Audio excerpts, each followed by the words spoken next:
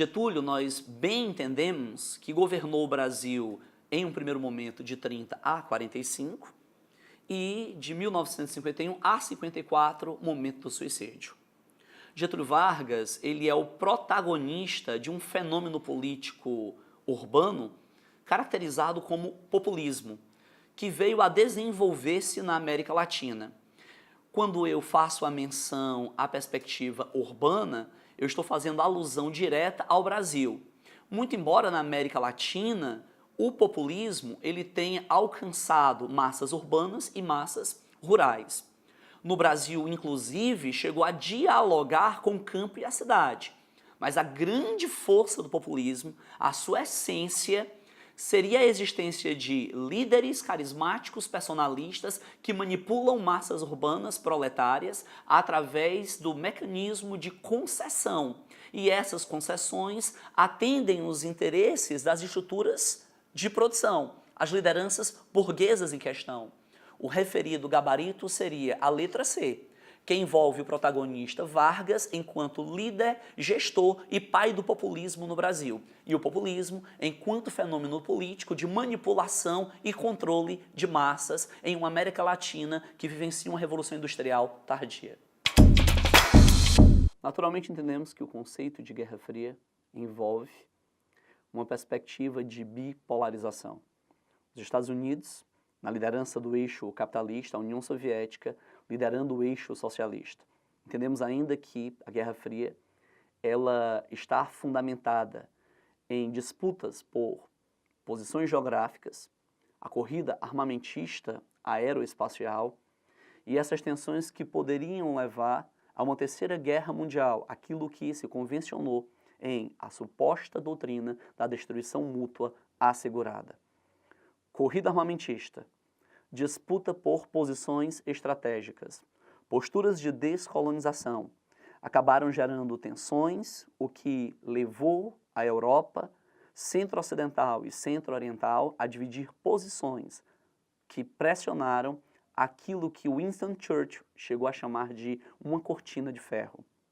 Quando nós imaginamos a queda do Muro de Berlim, nós entendemos a desagregação do socialismo real no continente europeu. Portanto, o gabarito para a referida questão, letra E. Nós temos de novo um assunto sobre população. Dessa vez se analisa a questão da taxa de fecundidade no Brasil. Taxa de fecundidade representa o número de filhos por cada mulher em período fértil. Existem dois índices interessantes para a gente fazer a análise da questão 20, que é a taxa de reposição, que equivale a 2,1 filhos por casal, que seria simplesmente uma quantidade mínima necessária para que o Brasil tivesse a reposição do número de óbitos. Ou seja, para que a gente mantivesse numericamente, quantitativamente, a mesma população. E o que a gente começa a perceber a partir do censo de 2010 é que nós temos uma taxa de fecundidade abaixo de uma taxa de reposição. Quando isso acontece, qual é a problematização que poderá ocorrer nos próximos 30 anos, ou seja, a partir de 2040? O Instituto Brasileiro de Geografia e Estatística já prevê que nós poderemos ter um rápido envelhecimento demográfico e uma taxa de crescimento vegetativo até negativa a partir de 2040. Ou seja, nós teremos um índice de mortalidade maior do que o índice de natalidade. Então, a redução do ritmo de crescimento demográfico brasileiro está diretamente ligada à taxa de redução da fecundidade, que por sua vez está interligada indiretamente à inserção da mulher no mercado de trabalho, ao uso de contraceptivos, à mudança cultural e comportamental da nossa sociedade. O item D de dado, né, ela fala sobre as consequências desse rápido envelhecimento, que são os gastos na saúde pública e na previdência social, exigindo do Estado mais investimentos no setor de saúde, reformas e investimentos no setor previdenciário. Essa questão fala sobre um dos principais assuntos da atualidade. Qual é, professor? Migração internacional. O texto traz aí uma mudança muito significativa nos últimos anos, onde, tradicionalmente, as principais correntes migratórias se deslocavam de países pobres para os países ricos para os países desenvolvidos, com destaque para Estados Unidos e países europeus, mas que nos últimos anos, por conta de uma série de fatores, dentre eles as crises econômicas verificadas nesses países, o perfil foi alterado. E agora, hoje, muitos países em desenvolvimento passam a ser aí a principal rota para a migração internacional. E o que a questão pede, professor? Olha só, o deslocamento demográfico em pleno século XXI influencia no processo de organização social, política, econômica e cultural dos países. Além da crise econômica explicitada no texto, outro fator que explica a nova rota migratória é o que está no item E, quando ele fala o fechamento de fronteiras, bem como a criação de uma legislação mais rígida em países desenvolvidos. Ele já deu aqui na própria questão o toque de para onde devemos constituir o texto, que seria exatamente no começo. A incerteza e a vulnerabilidade humanas são os alicerces de todo o poder político. O medo, o temor que a população tem sobre uma determinada situação torna-se o grande poder do próprio governante. E aí vem um comando que diz: o texto mostra que os governos se legitimam na promessa de trazer segurança e paz para a população. Este pacto político tem como pressuposto, veja bem, qual é o pacto que eu estou propondo aqui? De que o governo daria a segurança física, enquanto que o cidadão daria todo o restante das obrigações, impostos, trabalho e o temor do próprio governo para fazer tudo mais que o governo assim o queira. Então, indiscutivelmente, turma, ela tem como resposta o item C, o papel do Estado como mediador dos conflitos. Ele gerencia esse processo entre governo e próprio povo de como deva ser o trabalho dentro do Estado. Um movimento social na transição do século XIX para o século XX, portanto, do Segundo Reinado para a República Velha. Esse fenômeno social nós reconhecemos como cangaço. Antônio Silvino, Lampião, Corisco, Dadá seriam alguns dos representantes desse movimento. O cangaço ele é caracterizado como um movimento banditista, marginal, onde aqueles que são os ditos partícipes, constituintes do movimento social, eles utilizam uma equação de força, caracterizada por saques, pilhagem, ações contra fazendas, sítios, a invasão de prefeituras. Portanto, em meio à ação desses miseráveis, poderia se traduzir uma enlação de apoio. As populações mais pobres, ao observar que os seus líderes miseráveis estão agindo contra a estrutura coronelística orientada pelo latifúndio e, ao mesmo tempo, pela miséria social, eles acabam sendo vistos como heróis populares. Portanto, o cangaço é um banditismo social.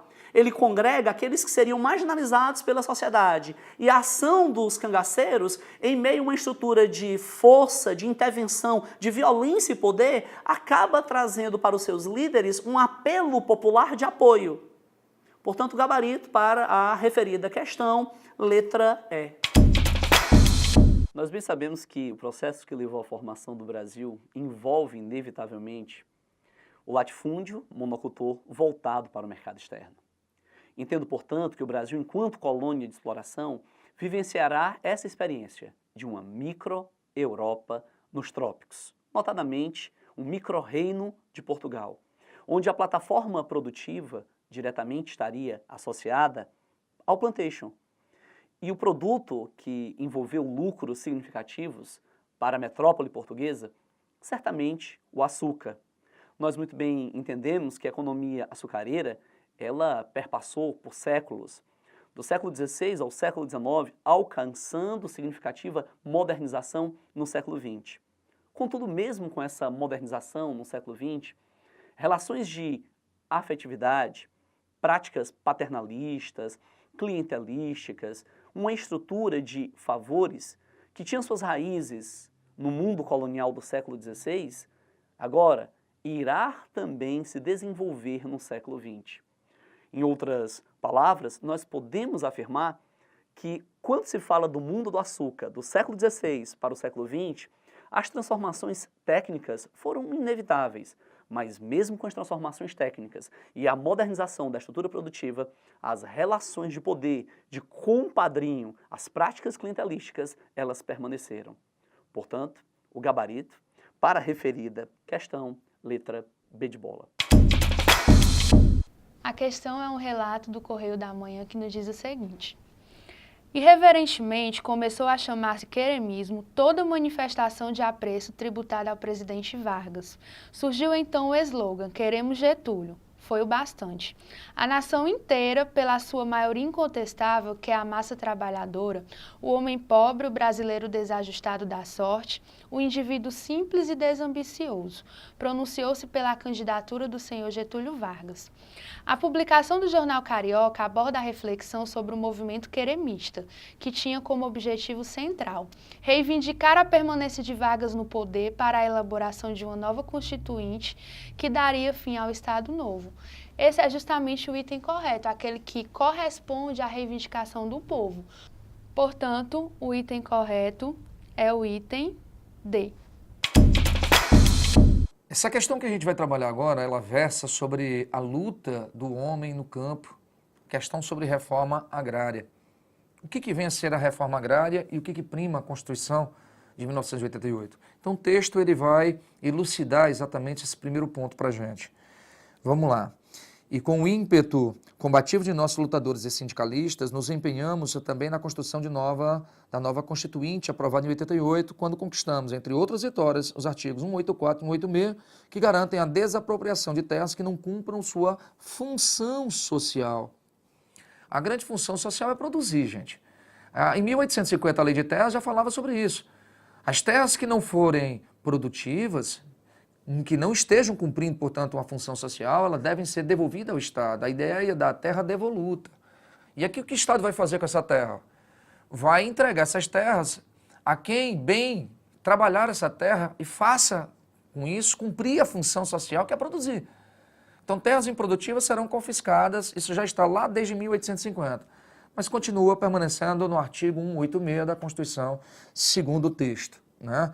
Então, ele diz, a função social é cumprida quando a propriedade atende simultaneamente critérios e graus de exigência estabelecidos em leis, aos requisitos: aproveitamento racional e adequado, utilização adequada dos recursos naturais disponíveis e preservação do meio ambiente. Observância das disposições que regulam as relações de trabalho e a exploração que favoreça. É interessante dizer que o aproveitamento racional é quando a gente faz a exploração da propriedade sem comprometer exatamente o equilíbrio do ecossistema. Daí o uso ser racional. Então se prima por um conservacionismo. Conservar é explorar de forma racional, certo? Diferentemente do item 2, que ele fala em preservar. Porque existem zonas, né, dentro de uma propriedade rural, dependendo de cada região do Brasil, de cada ecossistema, que a gente tem de reserva legal, que não deve ser desmatada nem muito menos alterada, que deve ser de fato aí sim preservada, o preservacionismo que a gente coloca, certo? As observâncias com relação às relações de trabalho, para que não haja escravidão, certo? Que esteja de acordo com as leis trabalhistas no Brasil. E a exploração que favoreça um bem-estar dos proprietários e trabalhadores, a questão social da terra. Perfeito? Bora direto aqui ao item. A desapropriação de terras que não cumpram sua função social segundo a Constituição deve ter o objetivo: A, de ampliação da renda e das lutas camponesas. Não necessariamente, né? A ampliação da renda não, porque não necessariamente ampliar a renda significa ampliar de forma sustentável, racional a propriedade. B de bola, conceder um uso apropriado e, ao mesmo tempo, uma preservação dos recursos naturais. Evidentemente que o item B de bola contempla a questão, né, da própria lei sobre função social da terra. O item C, uma exploração inadequada, se tornaria absurda. D, aceitação da exploração da mão de obra do pequeno. Exploração da mão de obra, pessoal, falso, porque na própria conjuntura da lei se fala sobre um equilíbrio, onde se possa cumprir as próprias leis trabalhistas, evitando esse tipo de exploração. E a letra E, aproveitamento irracional. Irracional não. A racionalidade, o conservacionismo e o preservacionismo das reservas legais. Portanto, a gabarito da questão é B de bola. Essa questão traz um texto relativo ao governo constitucional de Getúlio Vargas. Vamos dar uma olhadinha? Em maio de 1937, a Ação Integralista Brasileira lançou Plínio Salgado como candidato à eleição presidencial prevista para janeiro do ano seguinte. A eleição, contudo, acabaria não se realizando, em virtude do golpe do Estado Novo, em 10 de novembro de 1937. Plínio Salgado esteve o tempo todo a par das articulações golpistas e lhes deu apoio. O próprio pretexto utilizado por Vargas para golpear a democracia, o Plano Cohen, apresentado como um plano comunista para tomar o poder, não passava de um documento forjado de autoria do então capitão Olímpio Mourão Filho, destacado dirigente integralista. Para a surpresa dos integralistas, porém, em dezembro de 1937, Vargas decretou o fechamento da Ação Integralista Brasileira, juntamente com todas as demais organizações partidárias do país. Quando a gente conversa sobre o golpe do Estado Novo, você tem que perceber uma coisa. A Constituição de 1934, ela determinava liberdade de pensamento. As liberdades individuais, liberdade de associação, liberdade de pensamento. Nessa época surgiram dois grupos, os integralistas e os aliancistas. Os integralistas de caráter nazifascista e os aliancistas de caráter socialista, de caráter comunista. Assim como havia liberdade de pensamento e de manifestação, havia várias passeatas em todo o Brasil pelos dois grupos. E quando esses grupos acabavam se encontrando, havia um choque, um confronto físico entre esses grupos, gerando um caos social. Dessa forma, se abriu um precedente para que Getúlio Vargas, em nome da ordem, estabelecesse a ditadura. A justificativa? O Plano Cohen. Um plano apresentado no qual seria estabelecido um golpe dos comunistas para derrubar o governo democrático e estabelecer uma ditadura comunista no Brasil. Com o respaldo da sociedade, com o respaldo principalmente dos grupos mais conservadores, Getúlio Vargas, então, fecha o Congresso Nacional, fecha todos os grupos políticos, extingue os partidos políticos e estabelece um governo ditatorial, que vai de 1937 a 1945. Veja que o Estado Novo ele vai se fundamentar numa repressão, uma perseguição aos inimigos do Estado, há um desenvolvimento econômico através da política nacionalista de Vargas e uma baita propaganda. Através do DIP, o Departamento de Imprensa e Propaganda, o Estado controlava os meios de comunicação. Dessa forma, vamos dar uma olhadinha nos itens? A letra E vai dizer manter Getúlio Vargas no poder. Ou seja, o golpe do Estado Novo acabou, então, mantendo Getúlio Vargas no poder, impedindo as eleições que iriam acontecer em 1938 e estabelecendo um regime de 8 anos de ditadura. Dessa forma, então, a letra correta é a letra E. Essa questão traz um texto a respeito do processo abolicionista no Brasil. Vamos dar uma lida? Em meados do século XIX, e ao menos até a crise que resultou na Lei de 1871, o Brasil imperial oferecia ao mundo o curioso espetáculo de um país no qual todos condenavam a escravidão, mas quase ninguém queria dar um passo para viver sem ela. Ora, a questão abolicionista no Brasil ela é muito complexa, porque a economia brasileira, desde a colonização, se fundamentou no sistema plantation. Monocultura, agroexportação, latifúndio e escravidão. Então nós tínhamos aí, desde o século XVI, e já estamos no século XIX, nós temos todo esse período onde no Brasil o trabalho era eminentemente escravo. A coisa era tão séria que brancos pobres preferiam pedir esmola, roubar, se prostituir, que era isso considerado mais digno do que trabalhar na lavoura. A lavoura era um trabalho determinado para os escravos. E dessa forma, acabar com a escravidão era acabar com a economia brasileira. Porém, o Império ele também está envolvido em questões internacionais. A nossa ligação e dependência em relação à Inglaterra. A Inglaterra que nos emprestou dinheiro para que a gente pagasse a indenização exigida por Portugal para promover o reconhecimento de nossa independência, exigia que o Brasil acabasse com a escravidão. Não porque eles eram bonzinhos, mas para os seus negócios. Os escravos libertos tornar-se-iam agora trabalhadores assalariados. E assim a Inglaterra iria aumentar o seu mercado consumidor no Brasil.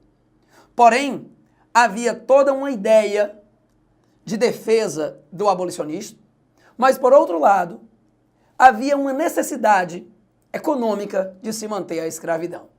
Então, eu podia até ter um pensamento abolicionista, mas o meu bolso falava mais alto quando eu pensava na perda econômica que eu iria ter.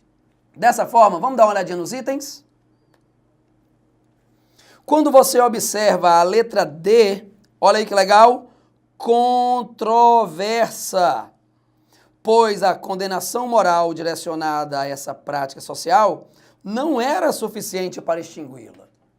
Como nós conversamos há pouco, havia já um sentimento abolicionista, existiam até já organizações abolicionistas no Brasil.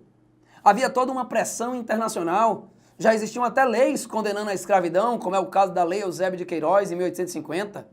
Mas somente a partir de 1871, com a Lei Rio Branco, é que isso se efetivou, garantindo aí a liberdade para os escravos recém-nascidos. É a famosa Lei do Ventre Livre. Posteriormente, teremos a Lei dos Sexagenários, que é a Lei Saraiva-Cotegipe, e, por fim, a Lei Áurea, que vai extinguir a escravidão no Brasil. Porém, durante muito tempo, havia esse impasse entre libertar os escravos e, assim, salvar a minha consciência, ou manter a escravidão e salvar o meu bolso. Letra correta, então, é a letra D.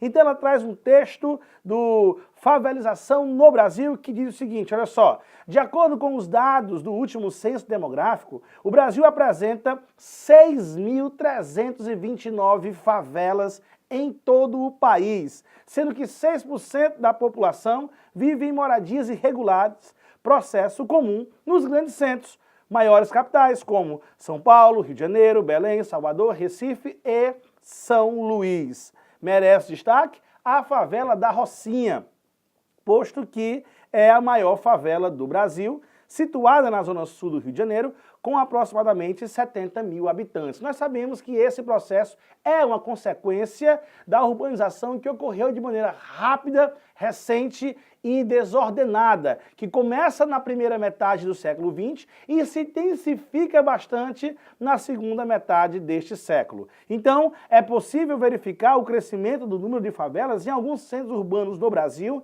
em decorrência da proliferação de habitações populares construídas de forma improvisada, já que não houve projeto. Eventualmente, esse processo está associado a quê? Olha só, pessoal, o que nos diz o item A. A transferência da população desapropriada de moradias legalizadas para conjuntos urbanos irregulares. Então, questão 25, item A. Essa questão, ela retrata a Era Vargas, mais especificamente o período do Estado Novo. Vamos dar uma lida no texto? O DIP, Departamento de Imprensa e Propaganda, promoveu concursos de monografias, garantindo as obras premiadas nitidamente de caráter apologético, publicação e divulgação por todo o país. O DIP patrocinou também concursos de música popular e foi em um deles que a Aquarela do Brasil, de autoria de Ari Barroso, recebeu o primeiro lugar. Além disso, cabia ao DIP distribuir a fotografia oficial do presidente Vargas, não só nas repartições públicas, mas também em colégios, clubes, estações ferroviárias, casas comerciais, etc. O Departamento de Imprensa e Propaganda DIP tinha importância fundamental para a consolidação do Estado Novo, pois quando conversamos sobre um processo ditatorial, ele é muito parecido. Não importa se estamos falando da ditadura de Getúlio Vargas, de Stalin, de Hitler, seja qual for. A ditadura ela é fundamentada num tripé: repressão política, desenvolvimento econômico e controle dos meios de comunicação, promovendo uma propaganda. Assim, quando nós observamos o Estado Novo, o período que vai de 1937 a 1945, estabelecido por Getúlio Vargas, ele trouxe todos esses aspectos. Do ponto de vista político, nós tínhamos uma repressão. Fecharam-se todos os partidos políticos. Acabou a liberdade de pensamento e de organização. Do ponto de vista econômico, nós tivemos um grande desenvolvimento graças a uma política nacionalista. O nacionalismo econômico permitiu o desenvolvimento da indústria nacional, principalmente com a criação de uma indústria de base, fundamentada no capital emprestado dos Estados Unidos e da Alemanha, mas com o controle da nação através do governo. E, por fim, uma propaganda para poder se buscar afinar os meios de comunicação em defesa dos interesses do Estado ditatorial. Foi assim que surgiu o DIP, o Departamento de Imprensa e Propaganda. O DIP tinha como objetivo garantir o controle dos meios de comunicação. E dessa forma, tanto se estabelecia uma propaganda favorável ao governo, como se impedia que fossem publicados artigos em jornais e revistas contrários ao governo de Getúlio Vargas. Então, dessa forma, quando nós observamos os itens, dê uma olhadinha aí, o que vai dizer a letra C, controlava os meios de comunicação em benefício do Estado. Como eu disse, a ditadura se baseia numa repressão, desenvolvimento econômico e controle dos meios de comunicação e propaganda. E foi assim que o DIP, o Departamento de Imprensa e Propaganda, foi estabelecido, com o objetivo de garantir o controle dos meios de comunicação e promover uma propaganda favorável ao Estado. Dessa forma, a letra correta é a letra. Nobres vestibulandos, a questão traz um texto que vai ser o reflexo de uma grande realidade existente no Centro-Oeste e também na região norte do Brasil. Na verdade, existe em todo o território nacional, mas nessas duas regiões, nas últimas décadas, o processo vem se intensificando, que é a disputa por terras. De um lado, grandes proprietários, grandes latifundiários, estes que também são responsáveis por parte do desenvolvimento econômico do país, já que hoje o Brasil aposta na atividade primária do agronegócio, que vem se expandindo exatamente na região centro-oeste, chegando no norte com a soja e a pecuária, chamadas fronteiras agrícolas, que crescem nessas áreas e que vão proporcionar um conflito com o outro lado, que são os índios. Esses grandes fazendeiros passam, nos últimos anos, a ocupar terras indígenas, gerando aí este conflito que, infelizmente, o governo federal não consegue conter.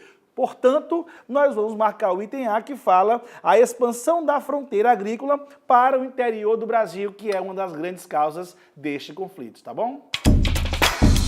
Essa questão ela faz uma abordagem sobre uma construção de sociedade. Hoje se discute muito o que o enunciado dessa questão está traçando. O software livre representa a vanguarda da informática, com seu código aberto e de uso coletivo. Estimula a produção e a troca de conhecimento em todas as camadas da sociedade. Orienta-se para a liberdade do conhecimento e para o atendimento de necessidades específicas das comunidades, além de favorecer a inclusão digital.